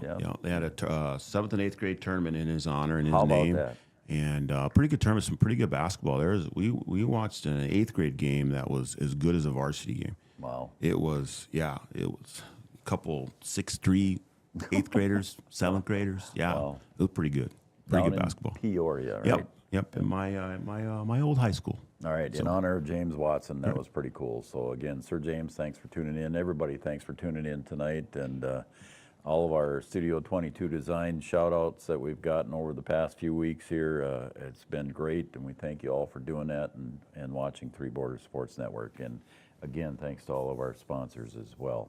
All right, B-Dub, we got the Comdale Innovation Play of the Week here, and it was a pretty easy one for me to pick it out. Yeah, here. pretty easy. Yeah, it was a key point. I mean, it would have been nice if there was a little different result, but key bucket in that game that kind of set up the dramatics at the end there. That's exactly correct. You worded it well. I think we'll just turn it right over. And for Brian Watson, I'm Joe Schreiner. Everybody here at Three Borders Sports Network, Noel Eckroth, Camden Yards, Kelson, and everybody here at Three Borders Sports Network. Thanks, everybody, for watching. And here is the Comdale Innovation Play of the Week.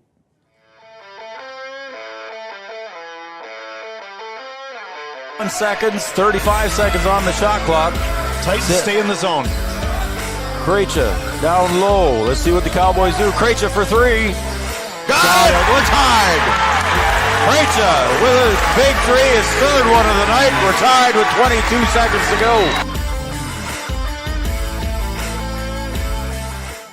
Innovation is now hiring production technicians for a variety of shifts with opportunities to make $20 or more per hour. Work in a clean, climate-controlled facility.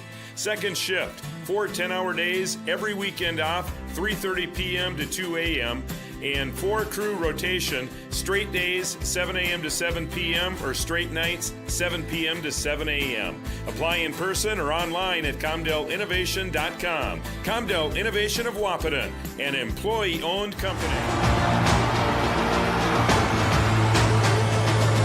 Abby Johnson with the home